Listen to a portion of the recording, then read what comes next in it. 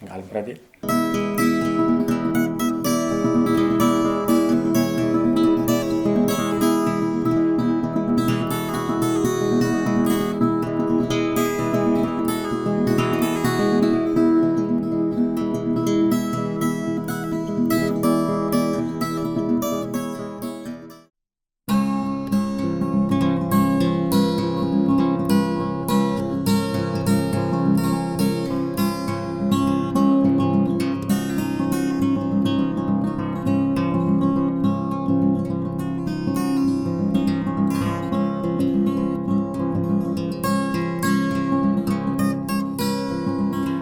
Labas rytas. Labas rytas. Kur einat? Į darbą. Darbą, nu faidai. Jaunimo centras, ne? Tai ką jisai? Kas čia toks per dalyką? Buvo idėja tokia, kad reikia jaunimui vietos kažkur tai, nes jaunimas buvo išsakęs tokią nuomonę, kad mes neturim kur rinktis, neturim kur tiesiog pabūti ir nieko neveikti. Ir jis atsirado prie Pakruojo Zapakalė muzikos mokyklos. Tu pabaigiai vasarą, ne? O čia atsidarė sausio mėnesį. Šiaip realiai tai viskas prasidėjo judėti jau nuo lapkričio. Buvo belenkiek baimės, nuo ko pradėti ir kas čia turi atrodyti. Tai va gerai, kad šitie vyrai man labai pagelbėjo. Čia, bet jų nebuvo pačiu pradžioje. Ta prasme, jie ateidavo kaip savanoriai, kaip palaikanti komandą. Irgi ateidavo, pageneruodavo kartu idėjas ir mintis, ką galim daryti. Ja, tai kokia buvo pirma svajonė? Kokia ten? Su jaunimėliu pačiu iš tikrųjų buvo besėdint prie arbatos padelį ir galvojant, ko mes dabar taip norėtumėm, kas būtų įdomu. Tai pirma nakvynė. Filmų naktis, kad visi tiesiog susirinktumėm kartu, krūvoj pažiūrėtumėm filmų, gal kažką pažaistumėm. Tiesiog pasišnekučiuotumėm tokio laisvo vakaro kartu. Ir ta svajonė iš tikrųjų įsigyvendino ir dabar turim labai gražių tradicijų, kaip daryti tas nakvynės kažkokią tai pobūdžio. Gerai, apie veiklas kažkada biškai vėliau. Rokai, kaip tavo? Kaip tau čia viskas atrodė nuo pradžių? Tai kad mes kažkaip patys užaugę tam tik parapiniam jaunimo centre. Ir stovyklos darydam ir taip toliau ir kažkaip net neįsivaizdavom, kad net nebuvo tokia, kad va čia Inesa dabar dirba ir čia jos darbas yra, čia ateini lygiai tą patį darai, ką darydavo anksčiau, tik tais daugiau atsakomybės gal biškį. Šiaip pradžia labai įdomi buvo. Visai kitokios patirtis, kai atskirai jau reikia pradėti organizuoti be kažkokio vadovo, jau pats turi idėjas ten generuoti. Jo, ir dar aš papildysiu Roką, kad mūsų ir mintis buvo iš tikrųjų, kai mes dar parapiniam jaunimo centre, aš prisimenu, su Roma sėdėjom, ten vakarieniavom, kažką darėm, žodžiu. Ir taip, chebra, grįžtam į Pakruojį, baigiam mokslus, grįžtam į Pakruojį. Čia kaip mūsų tokia... Jo, irgi paktas. Tau, Rokai, tau biškis toks didesnis lūžis buvo grįžimo, ar ne? Jo, biškai didesnis. Bet nežinau, aš visą laiką galvoju, kad reikia pargrįžti, kažką pamėginti. Tai daviau savo 4 metus Pakruojui pasižiūrėti kaip. Ir kol kas dar, yra aišku visokių planų, bet kol kas tai čia labai gerai viskas einas. Kas gali būti geriau, kai dirbi mėgstamą darbą. Jeigu darbą, aišku, galima pavadinti darbą. Gyvenimo būdas. Jo, bet... Ir dar pinigus moka, ne? Jo, ir dar pinigus moka. Žygiai, tu kaip? Aš tai čia tas šviežiausias, trečias brolis jaunas. Iš tikrųjų, čia centriukė dirbu pagal projektą ir kažkada vasarą skambina Inesa, sako, yra toks reikalas, gavom etatą, rašėm projektą ir reikia žmogaus, kuris jau turi patirties dirbant su jaunimu. O aš beveik kiekvienoj mūsų galėdavau grįžti iš Vilniaus, prisijungdavau prie centriuko veiklų su visom stovyklom ir ilgai nesvarstęs iš karto, taip pasirašiau šitam reikalui, nes visgi aš jau senai galvojau grįžti Pakruojį, kaip ir jie čia buvo susitarę Vilniui, mano kursiokai, aš sakydavau, jeigu kad grįši Pakruojį, tai visi sako, ką tu ten tam mažam miestelį, kodėl tu ne Vilniui, ne dar kokiam nors didmiestį, aš nežinau, kas mane traukia tiesiog čia grįžti į savo tą kraštą. Bet norėjau, grįžau. Fain. Gerai, jaunimo centras. Kaip kaip dabar, pavyzdžiui, vaizdas už 5 metų? Kad Bet- jaunas žmogus gautų visapusišką palaikymą ir pagalbą, kuris galėtų jaustis saugiai, kur galėtų būti tai vieta prieinama jaunimui. Ir aš įsivaizduoju, kad po 5 metų čia turėtų būti, neturėtų apsiriboti 3 žmonėm, o turėtų mažiausiai 10 žmonių dirbti. Mano tai tokia vizija būtų, kad atėjęs tas jaunuolis galėtų visą dieną praleisti čia. Ta prasme, po mokyklos. Kad jam nebereikėtų eiti kažkur į kažkokį būrelį kitam miesto gale, kad... Kad jis turėtų ir tarkim, ir padalinius kažkur, ta prasme, rajone, kad vis tiek tai... Nes mes matom poreikį, kad ir jaunimas iš aplinkinių kaimų ar miestelį iš tikrųjų atvyksta į tos renginius, atvyksta į tas veiklas ir ten kada darbus, tai vakar irgi ten man vaikinukas rašo labas, ar čia vasara dar bus stovykla, ar jūs tikrai organizuojat, nes aš čia labai jau nekantrauju laukiu. Tai faina iš tikrųjų gauni tokia žinutė ir toksai atrodo paspirtis. Jėga! Kažką mes rūpėm ir esam reikalingi ir galim su kažkuo dalintis. Koks yra produktas, važiuoju, jūsų? Produktas? Jo. Tarkim, jūs dabar dirbat ir už 5 metų jūsų padarytas rezultatas. Kas yra padaryta?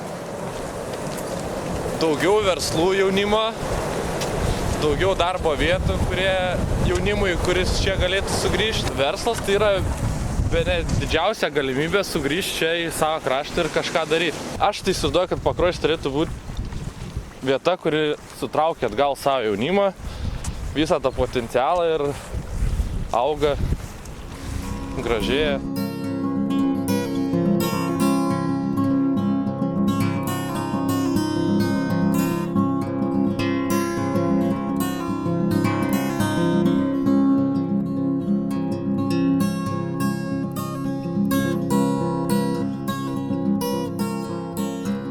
Tai ką, apie jaunimo centrą toliau, labai fainai pasikalbėjom matydami.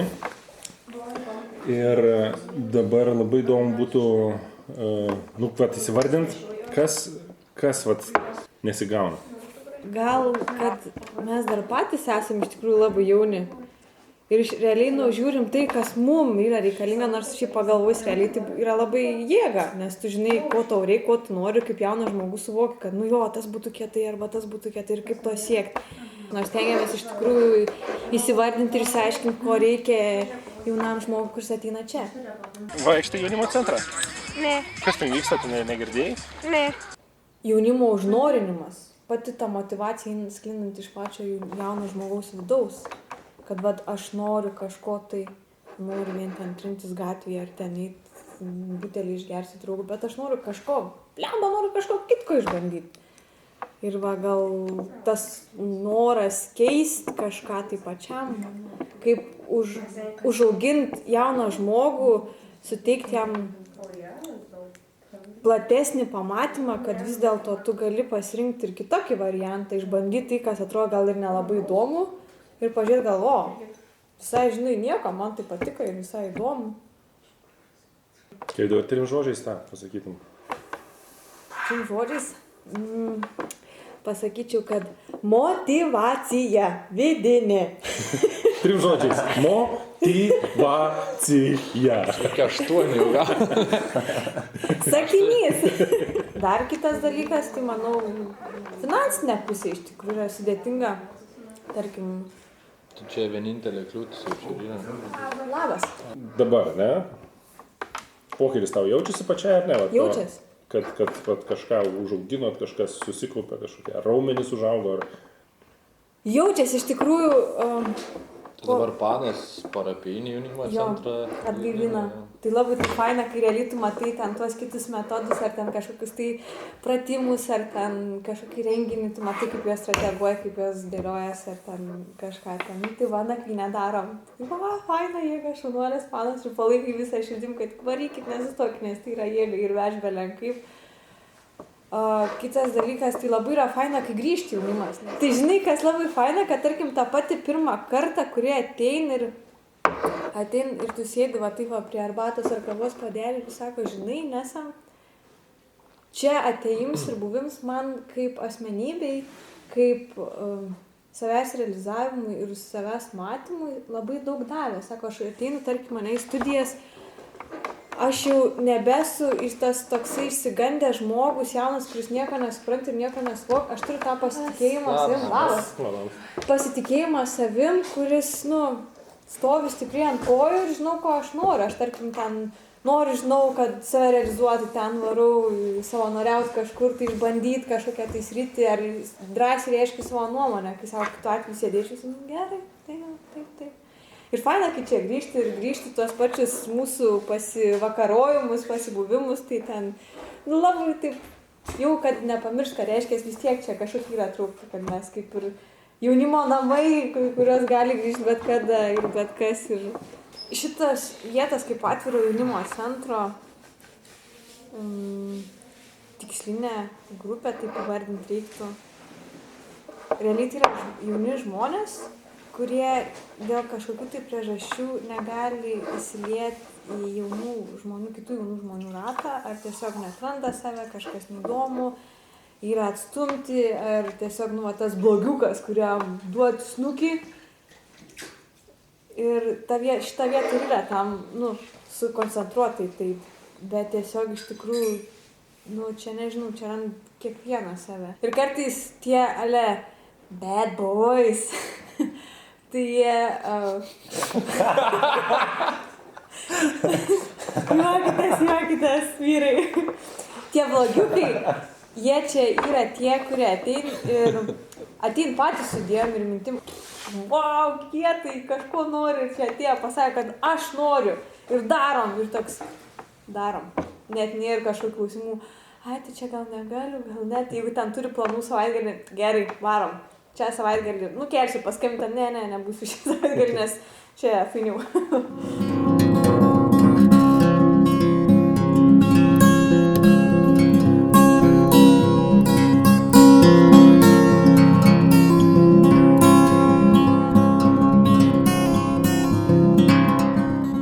Rokai, gali papasakot apie veiklas jaunimo centro? Ką iš viso jaunimo centras daro?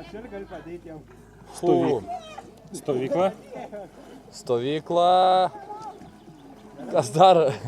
Filmų naktis, jau biškai kalbėjom. Filmų naktis, stalo teniso turnyrai, kompiuterinių žaidimų turnyrai, stalo žaidimų turnyrai, pokalbį apie gyvenimą, apie... Pokalbiai mergaičių, yra apie pokalbiai mergaičių, pokalbiai berniukų žygių metu, žygiai. Kas dar? Žiemą, ką nors specifinę darot? Tai turnyrai visi žiemą. Viduje, ne? Bemiegės naktis, sniego gniūžtės. Tai čia tokios būtų pramoginės veiklos. O dabar rimtesnės, tai palydėjimai į mokyklą, darbas su probacija, su policija bendradarbiavimas, su savivaldybė bendradarbiavimas. Nebeužtenka pirštų. Jo, tai multitaskinam daug. Labas, Vanesa. Labas. Tu lankaisi jaunimo centre? Taip. Patinka? Labai. Kas tu ten patinka? Sunkus klausimas. Ta vieta man išskirtinė, kur galiu pasiguosti, pažaisti, ko aš noriu, išsikalbėti. Inesa viską man patarė. Ten labai geri žmonės, aš nežinau. Visos tos veiklos, kurios skamba labai smagiai ir fainai, po jomis slepiasi labai rimti dalykai iš tikrųjų. Mes visais tais renginiais, kurie vyksta atviram jaunimo centre, visos tos nakvynės, visi turnyrai ir panašiai, mes jį siekiam ne tik, kad jaunas žmogus praleistų laiką kažkaip kitaip, bet tai lygiai ta pati prevencija, lygiai tie patys socialiniai ar gyvenimo įgūdžiai, nuo organizavimo, pradėjimo, nuo idėjos išgryninimo iki jos įgyvendinimo ir susitvarkymo. Viskas vyksta taip. Bet tos visos veiklos, ką darot, tai nedarot, kad jūs paruošėt, o ten jaunimas ateina dažniausiai? Dažniausiai visos veiklos vyksta pagal jaunimo iniciatyvą. Ką jie nori, tai tą mes ir veikiam. Mes skatinam ir tiesiog laukiam jaunimo, kada jis ateis ir sakys, Rokai ar Vanesa, Mums žinai reikia, mes norim nakvynės arba norim kažko tokio. Tai davai galvojam Jo, visada. bet tada Rokas ir Inesas sako, bet reikia sumastyti patiem, kaip čia reikia viską padaryti. Ir padedam, ir mastom, ir viskas įvyksta kažkaip. Kas ten tau labiausiai patinka? Kalbėti su vaikams, su paaugliais. Kokią dar galvojat? 3 dalykai, 3 veiklos, kokios dar būtų visai kietai? Visai kietai, tai būtų, mano akim, tai būtų, kad atsirastų pas mus psichologo paslauga. Aš tai norėčiau stalo futbolą, Xboxą, Wii ir nežinau dar ko. Kokią veiklą tau labiausiai patinka jaunimo centre dabar? Labiausiai patinka, kad jie jau kaip draugai mūsų gaunasi. Ir paskui jau gimsta tokie dalykai kaip šita stovykla. Nes vien dėl to, kad jaunimas atvarė, sumąstė, o čia darom vaikam, nes kažkada prieš porą ir daugiau metų tai mes jiem darėm, kurie dabar atkeliauja pas mus. Padeda daryti mažesniai kartai. O čia yra cool. Nauja svajonė. Apie ką dar, pavyzdžiui, net nekalbėjo tarpusavį taip? Svajonė turėtų būti tokia, kad po kokių 3 metų pargrįžtų ir sakytų, gerai padirbėję čianai, dabar leiskit mum pakeisim jūs. Tokia svajonė. Jėga. Kad nebūtume tie 40 metų. Savęs neįsivaizduotų 20 metų čia dirbančių. Ne. Nebūtinai tam statuse, ne? Galbūt jau 5 metų nebeįsivaizduoju. Nes Ir tai mes dar čia- su ta mintim, kad iš tikrųjų užleisti šitą vietą, kad neštų daug naujų vėjų ir naujų minčių. Kas dar būtų įdomu jaunimo centre? Vat, kas ten tiktų ir ką tu norėtum ten daryti? Nu, aš ten visų pirma norėčiau užaugęs dirbti. Bet laikas muzikiniai pertraukai. Scenoje Rokas. Su jumis šiandien buvo. Pristatykit. Rokas! Gitara!